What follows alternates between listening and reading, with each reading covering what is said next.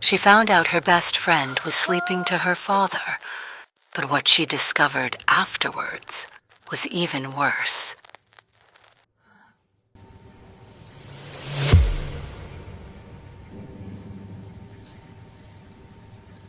From rock bottom.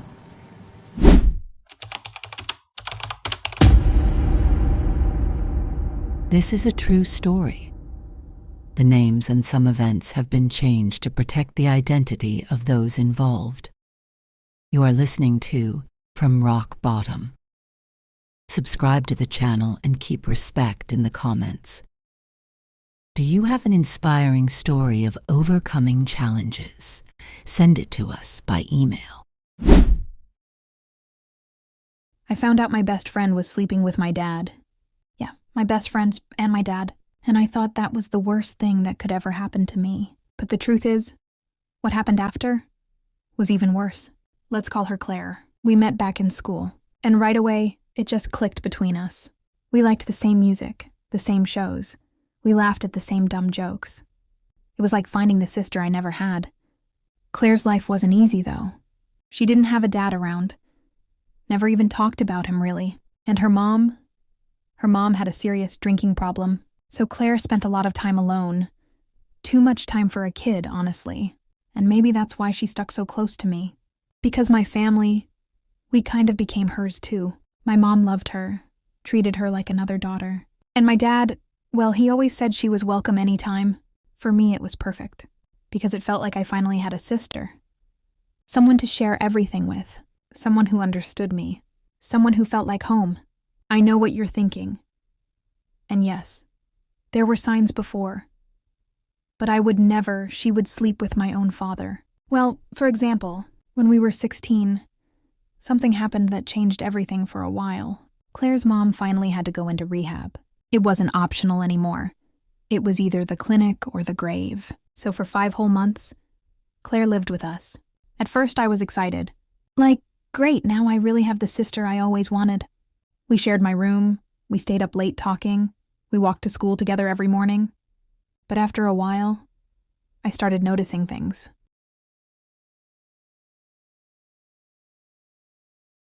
She wanted so much attention from my parents. Like all the time, especially my dad, but also my mom. She was always trying to make them laugh, always complimenting them. Always right there, front and center. And I remember I got irritated one night. I whispered to my mom, "Why does she have to act like that? It's so fake." And my mom, being the kind woman she is, just said, "Sweetheart, have mercy. She doesn't have a family like ours. She's just trying to belong, trying to please." But to me, it felt strange. Almost calculated. I'll give you an example. One night, out of nowhere, Claire decided to cook dinner for the whole family. She set the table, lit candles, even played music in the background. And she was being so sweet, like this picture-perfect daughter, laughing at every joke, complimenting every little thing, serving my dad like she was hosting a dinner party. And the whole time I sat there thinking, who is this girl? I mean, because it didn't feel like my best friend Claire. It felt like some performance, like she had put on a mask just for my parents. And I couldn't shake it. It felt so fake, too sweet, too polished, almost like she was auditioning for something. When we went off to college, things got even more complicated. My parents, being the generous people they are, actually helped Claire with her tuition. They covered some of the fees so she could study too, because of course she was so sweet and so wonderful. And at the time, I didn't see anything wrong with it. Yeah, I had a little jealousy deep down, but honestly, I was just happy my best friend was getting a real chance, a future she never could have had on her own. But now when I look back, I feel this rage boiling inside me. Especially because of what she would later do to my mom, and I can't even tell you that part yet. But trust me, it makes my blood boil. In college, things shifted again. We had different roommates, different classes, life got busier. And that's when I met the man who is now my husband. Back then, I thought maybe Claire liked him too. She was always hanging around, laughing a little too hard at his jokes, showing up whenever he was around. She never dated anyone seriously, always single, always the center of attention. And yeah, Claire is a beautiful woman. As disgusting as it feels to admit that out loud, she is. For a while, I wondered, is she interested in him? But then I brushed it off. Because honestly, I was used to her little performances. The fake sweetness. The way she shifted personalities depending on who was watching. And maybe I thought my jealousy was just some leftover insecurity from how she acted with my parents. But tell me, wouldn't you feel the same way?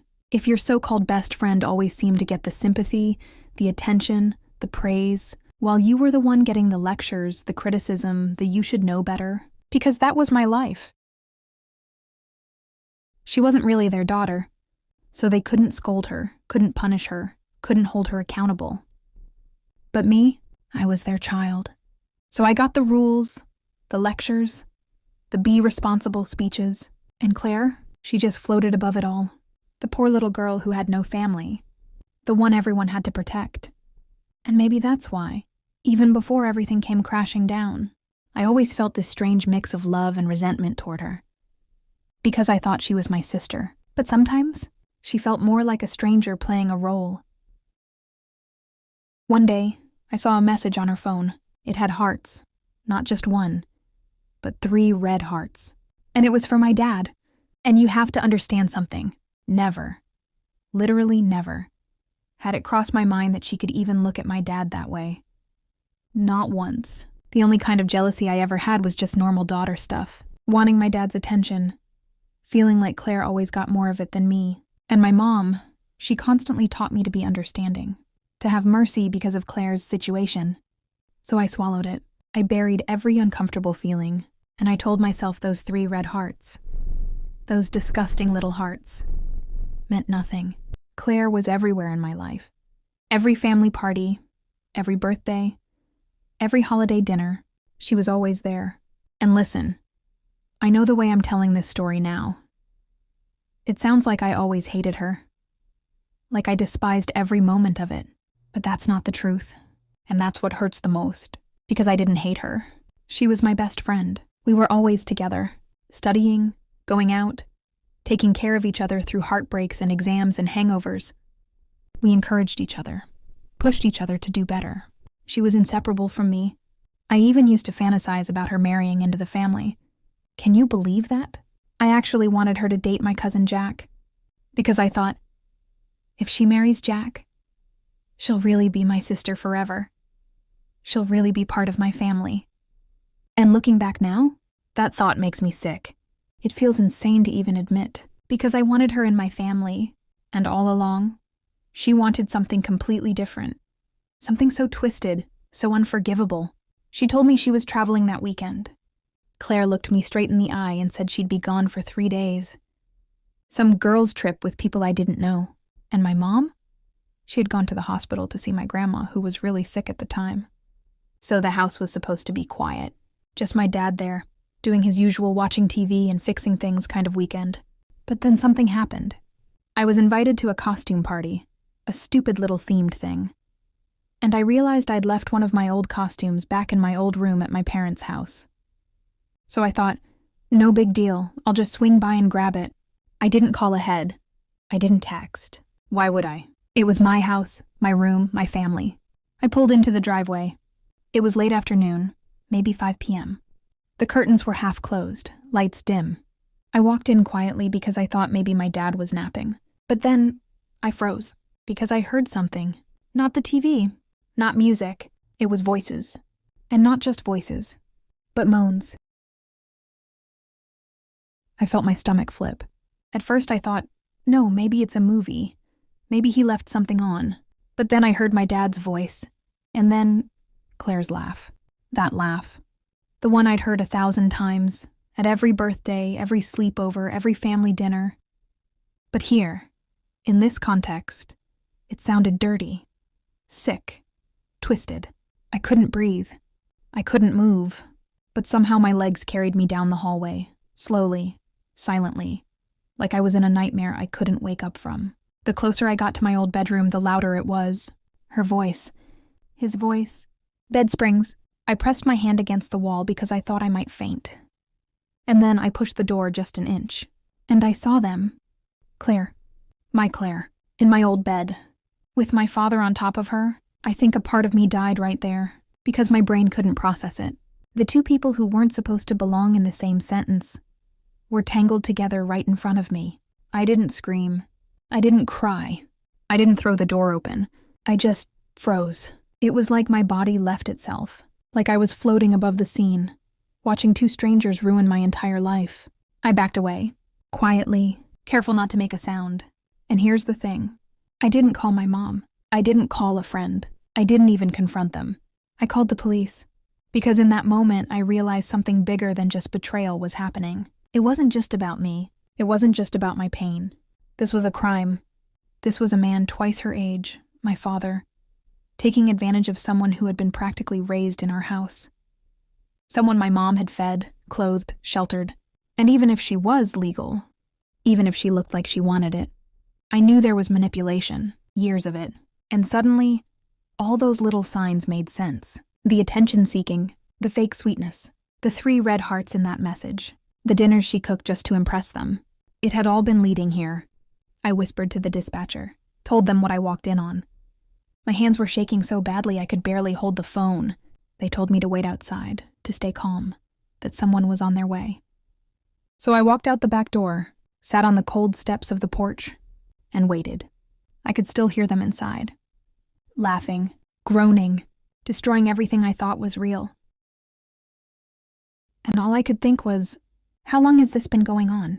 How many times did this happen under my nose? How many family dinners? Birthdays? Christmases? Did they look at each other across the table knowing what they were doing? The sirens came fast, too fast. The house lit up in red and blue, and suddenly the whole neighborhood knew something was wrong. I didn't stay. I couldn't. I just pointed at the door and said, "In there." And then I walked away. I didn't watch them get pulled apart.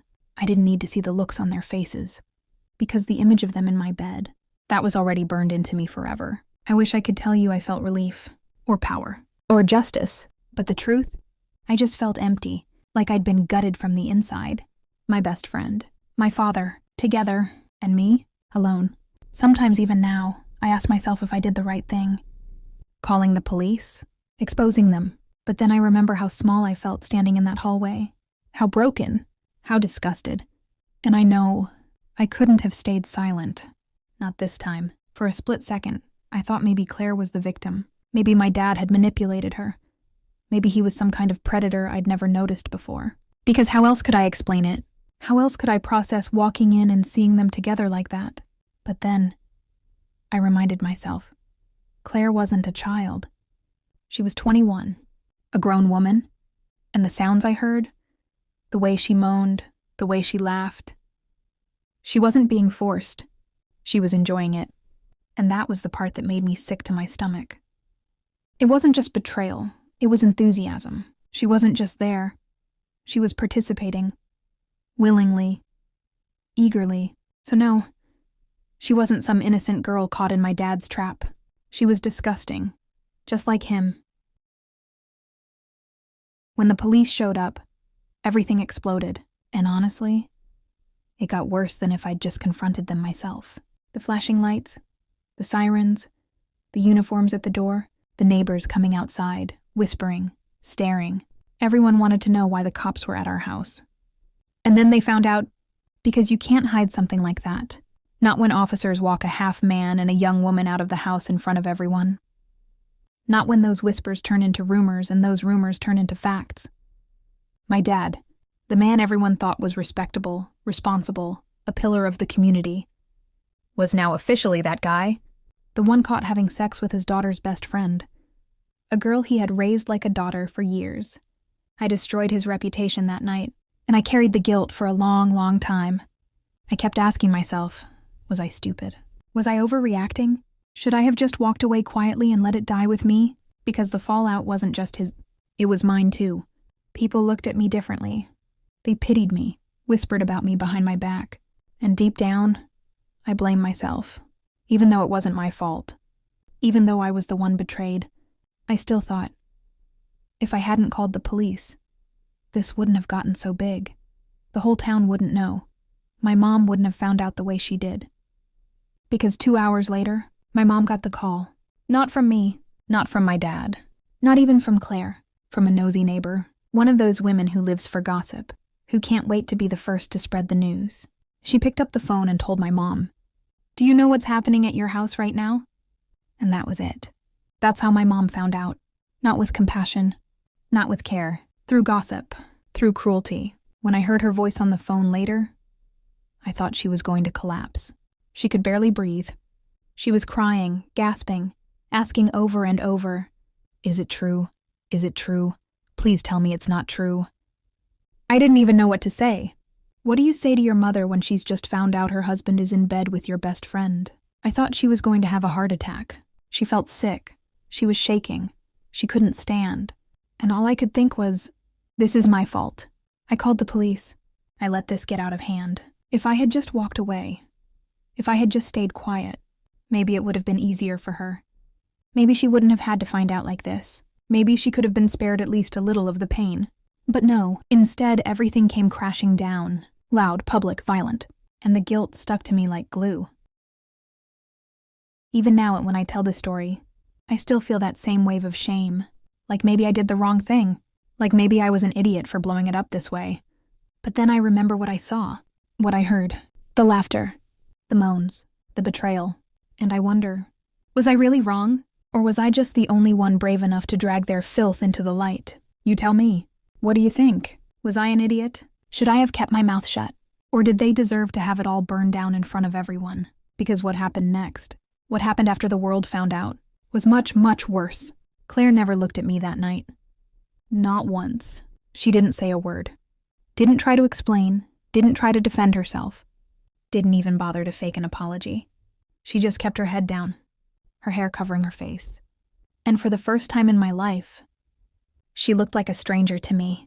My dad, he did look at me, but not with anger, not with excuses, with something that almost felt like shame, like disappointment. But even then, his words didn't make sense. He just kept mumbling. I didn't mean, it's not what, you don't understand. Over and over again, like a broken record, like a man who couldn't even pick one lie and stick to it.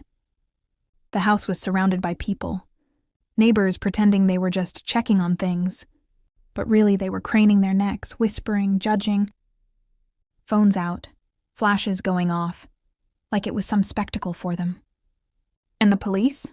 God, the police were worse. Some of them laughed. Actually laughed. Like this was entertainment. Like my family falling apart was funny. It was humiliating. Beyond humiliating, then my dad did something I'll never forget. He walked out of the house with Claire. She was half-dressed, clutching her clothes, humiliated but still silent. And instead of staying, instead of facing us, his family, he put her in his car, and they drove away together. Just like that, he left me. He left my mom. He left everything. And he chose her. I lost it. I called his phone again and again, dozens of times. Voicemails, texts, begging him to come back, to explain, to say something. Nothing, silence. My boyfriend at the time, who's now my husband, stayed with me through all of it. He held me while I cried so hard I thought my chest would break. He kept telling me I wasn't crazy, that I wasn't at fault, that they were the ones who destroyed everything. But it didn't stop the guilt, didn't stop the feeling that somehow I had triggered it all by calling the police. And my mom, she didn't scream, she didn't cry, she didn't even talk. She just sat there, blank, empty, like her soul had been sucked right out of her body. She didn't sleep, she didn't eat, she just stared at the wall, rocking slightly like she was trying to disappear into herself. I begged her to talk to me, to say something, anything, but she wouldn't. Finally, after days of silence, she packed a bag, and she said she was going to stay with my grandmother at the hospital. Because she couldn't stay here anymore, not in the house where the betrayal had exploded like poison gas through every room. So she left. My dad wouldn't answer. Claire had vanished. And my mom, gone too. And there I was, alone in the middle of the wreckage. For days I called. For days I tried to make sense of it. For days I thought maybe there would be some explanation. Some twisted, awful truth that would somehow make it less disgusting. But nothing came. No calls. No texts. No apologies. Just silence. And then, when I thought it couldn't get worse, when I thought the worst was already behind me, the real nightmare began. Because what happened next, what came after those endless days of silence, was so much worse than anything I had imagined. Weeks went by. Weeks of silence. No phone calls, no texts, no explanations, nothing. My dad and Claire just vanished. Like ghosts. And those weeks were torture. Every morning I woke up thinking maybe today I'd hear from him. Maybe today he'd call. Maybe today he'd explain everything. But the phone never rang. I blamed myself for all of it. If I hadn't called the police, maybe he would have stayed. If I'd kept my mouth shut, maybe it would have stayed a dirty little secret. Maybe my mom wouldn't be so broken. Maybe I wouldn't feel like my chest had a hole in it every time I tried to breathe. Because it wasn't just my dad I lost. I lost Claire too. My best friend, my sister, my other half, and the betrayal of both of them at once. It crushed me. I'd look at old photos of us. Birthday parties, beach trips, Christmas mornings, all smiles. All fake, apparently, and I'd think, how long? How long were they laughing at me behind my back? 2 weeks later, it happened. I opened my inbox and there it was. An email from my dad. Not a call, not a knock on the door, not even a handwritten letter, an email. I still remember the subject line. Just one word. Sorry. My hands were shaking so badly I almost dropped the laptop. But I clicked it. And inside, I'm so sorry. But we can't control how we feel. We love each other. I never meant to hurt you or your mom. But this is real. We can't fight it anymore. I wanted to throw up. Love? Love? He called it love. Not betrayal. Not filth. Not the most disgusting thing a man could do to his wife and his daughter. He dared to call it love. I called him. Over and over. Dozens of times. Begging him to pick up. To explain. To tell me this was some sick joke. He never answered. Not once. But my mom, she managed to get him on the phone. I don't know how she stayed so calm. I don't know how she even found the strength. But she did. And what he told her destroyed what little was left of us. He asked for a divorce. Just like that. No hesitation. No shame. He said he wanted the house. Said he wanted to divide everything 50-50. Said he wasn't coming back after the humiliation he went through. And then he said the words that made my blood boil. He said he and Claire were going to travel the world together. That they were moving abroad. That they were starting a new life. A new life. While we sat in ruins, I saw my mom's face while she listened to him. Blank. Silent. Like she wasn't even there anymore. She didn't scream. She didn't cry. She just nodded like a soldier being told their sentence. And then she hung up. No reaction. No fight. Nothing. Just acceptance. But me, I lost it. I opened my laptop and I wrote back. Pages and pages and pages of rage. 1,000 words turned into 10,000. It felt like a book. I cursed him. I cursed Claire. I told him he was weak, pathetic, a coward. I told her she was a snake, a traitor, a disgusting human being. I poured every ounce of pain and anger into that email until my fingers cramped and the screen blurred with tears. And when I finally hit send, it didn't feel better. It didn't fix anything. But at least I said what I needed to say. And then Claire reached out. Of course she did. She wanted to tell me her side. Her side. As if betrayal has sides. As if there's a version of this story that makes her less of a monster. She wrote that she had always been in love with my dad. That she used to write letters she never sent. That she fantasized about him since she was a teenager. She admitted it. Openly. She said she was the one who seduced him. That she made the first move. That she declared her feelings. And him? The man I once called my father? He fell for it. He let himself be seduced by a girl he knew since she was 16. A girl my mom raised like her own daughter. And instead of shutting her down, instead of protecting his family, he betrayed us all. I read her email over and over, my stomach turning. The words felt poisonous, dripping off the screen. She called it destiny. She called it fate. She said they were meant to be. And I wanted to scream. I wanted to smash the computer. Because destiny doesn't destroy families. Fate doesn't humiliate wives and daughters. This wasn't destiny. It was selfishness. Cruelty. Lust dressed up as love. And you know what made it worse? My mom didn't even fight him. She didn't contest the divorce. She didn't argue about the house. She didn't scream at Claire or try to expose them. She just accepted it, quietly, like she was too tired to battle anymore.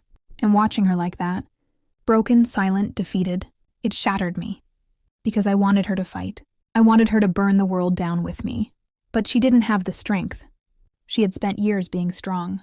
And this was the thing that finally broke her. So it was left to me. Me and my anger. Me and my shame. Me and the endless questions that never had answers. I lay awake at night replaying it all. The email. The police lights. Claire's silence. My dad's mumbling excuses. And every time I thought it couldn't get worse, it did. Because this wasn't the end of the story. Not by far. The worst was still waiting. After everything came out, it wasn't just my dad who lost his reputation. It was me. And my mom, too. People in town looked at us differently. Whispers at the grocery store, stares at the church, pity in places I didn't want pity. It felt like we were walking around, exposed, judged for something we didn't even do. And yet somehow we carried the shame, while the two people who deserved it walked away together, holding hands like it was some love story. But my dad, he lost everything. His brothers stopped talking to him. My uncles were disgusted, ashamed. My cousins and nieces, they wouldn't even say his name anymore. He wasn't just my father who betrayed us. He became the man who destroyed an entire family with one decision. Everyone took my mom's side. Everyone, because how could they not? She was the victim.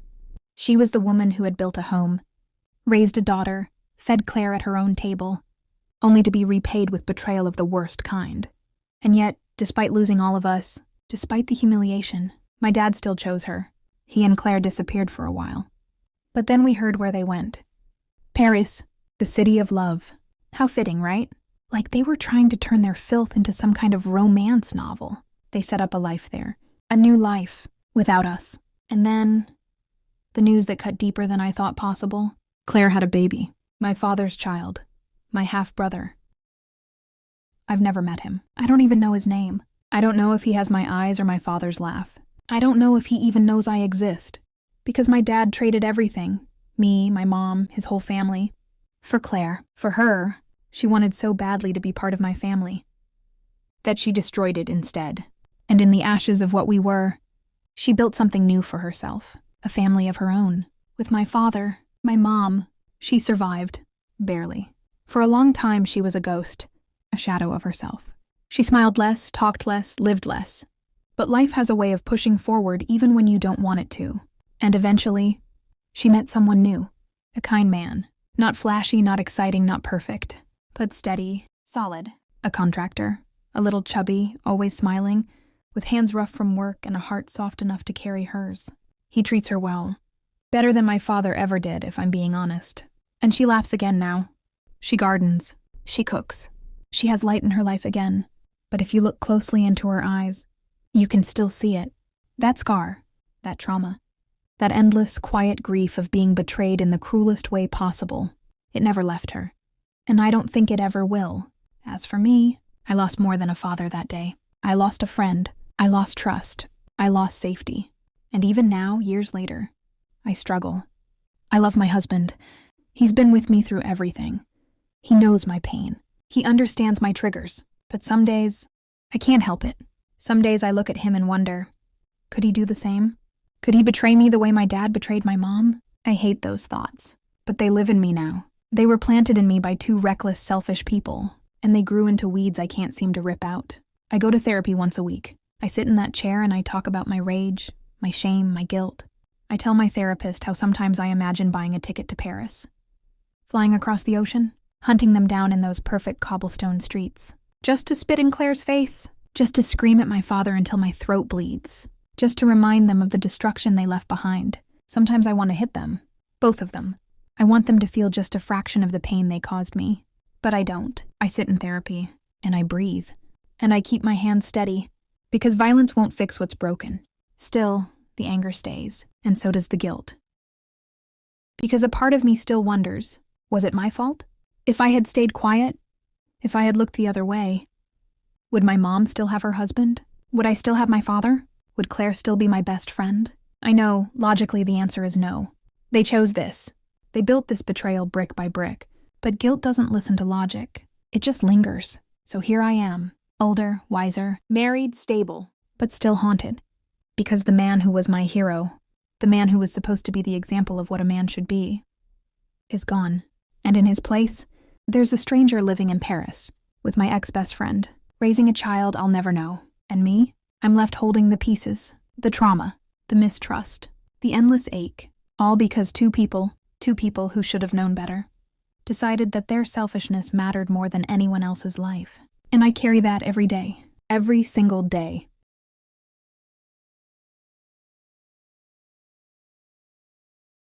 Thank you for watching. Don't forget to subscribe, and if you want to share your story, send it to us by email.